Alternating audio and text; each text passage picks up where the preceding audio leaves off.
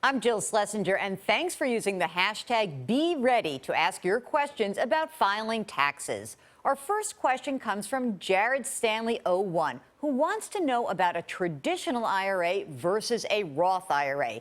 Is the Roth a safer bet?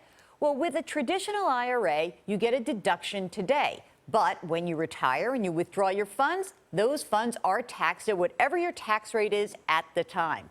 With a Roth IRA, no deduction today, but in the future, no tax due either. What's really interesting about this is if you think taxes are going to go higher in the future, then a Roth is better. If you think your income tax bracket is likely to go down in the future, then you might want to use the traditional. Southern Averill asks if anything can be done about a lost W-2 if the amount is known.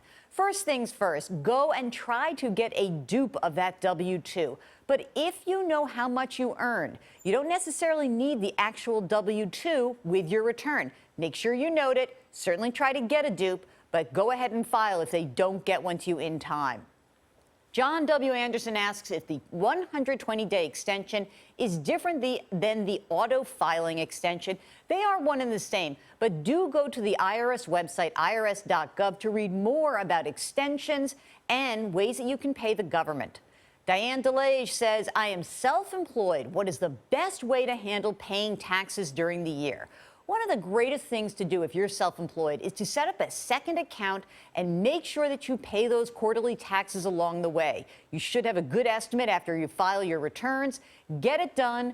Get that done quickly. And finally, JPalm19 asks, what's an easy site to file your taxes?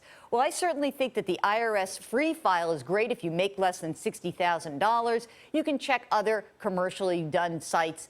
And the last of that question is, should you file jointly or wait until the next year after you've been married? Try to file jointly in the year that you are married.